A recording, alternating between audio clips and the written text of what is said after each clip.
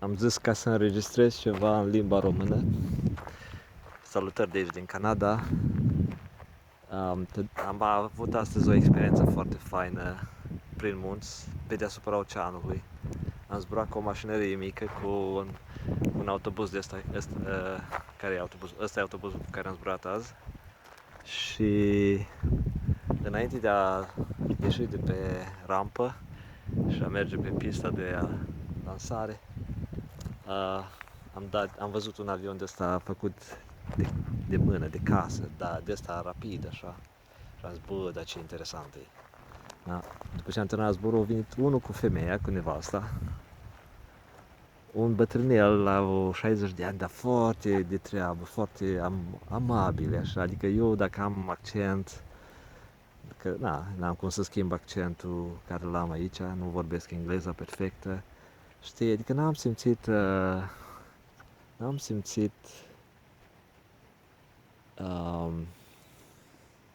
e o atitudine, multă lume o are, când au de-a face cu unul care are accent, care nu e local, nu s-a născut aici.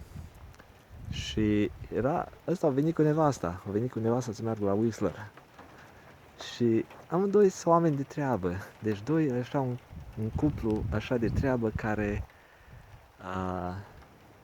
nu știu, te inspiră să vezi ce înseamnă viață bună, viață cu fericire sinceră, mai ales când n-ai griji. Și vreau să arăt că ăsta e avion militar de vânătoare de antrenament rusesc, deci adus din Rusia. Și au venit băieți aici, el cu nevasta, cineva îi duce până în Whistler, că când ai bani și când așa, toată lumea vrea să se învârtă pe lângă tine ca să afle cum ai făcut banii, să afle poveștile, că ăștia care sunt, mai ales piloții, dar îți spun eu, piloții, când stai de vorbă cu piloții, ăștia au povești, deci nu sunt povești de astea că, când am dus la băute și m-am îmbătat și am avut o muiere și nu știu ce și așa mai departe. Alea nu sunt povești, man. Vezi când stau povești, piloții și-ți povestesc.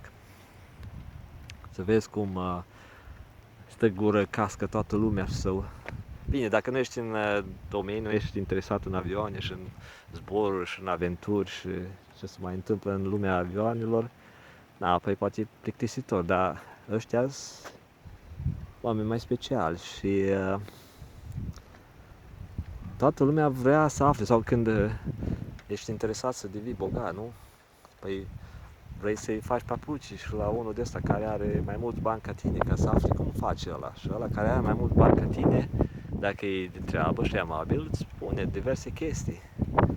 Și mulți care îți prinde bani au avantajul ăsta, că se duc la restaurant, iau câte o mâncare gratis. Toată lumea vrea să-i servească, nu? Toată lumea vrea să se pună bine cu ăștia, deci nu sunt de ala, da? E plăcut să vezi când cineva care își permite și are și bani, este amabil și are inimă și vorbește cu tine și nu are atitudinea de snob ca în România, când dădeai de ăștia cu bani, un pic avea niște bani mai mulți, avea o mașină mai bengoasă, gata, nu mai vorbea cu tine, îți întorcea spatele, te punea în cutia ta și el era în cutiuța lui de snob și de om cu bani. Deci ăștia sunt altfel. Și sunt mulți care au bani și dau și la alții.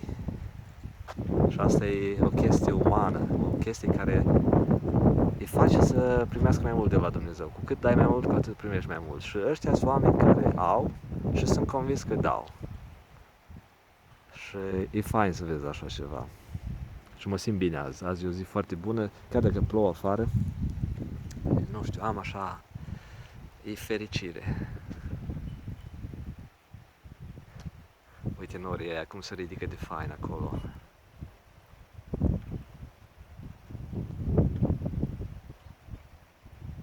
Încă munții mai au zăpadă sus pe vârf.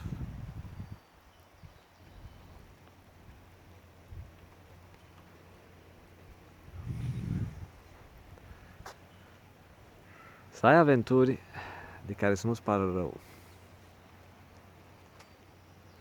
Că într-o zi Dumnezeu o să tragă linie și o să-ți ia răsuflarea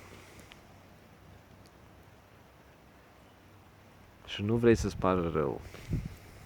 nu vreau să-ți pară rău că ai pierdut valoarea vieții care ți-o dat-o, nu? Că ți-o dat viață, ți-o dat suflare, ți-o dat ingineria corpului, perfecțiunea corpului și a sănătății și trebuie să ai grijă de ele ca de cele mai importante bijuterii. Și asta te ajută să-ți lungești călătoria și trebuie să o faci bună, nu? Deci eu încerc să o fac cât mai bună, că ce-o fi mâine, asta o fi. Ce-o fi anul viitor, dacă mă îngrijesc prea mult și mă stresez, nu e viață bună. Vorbim, să aveți o seară faină.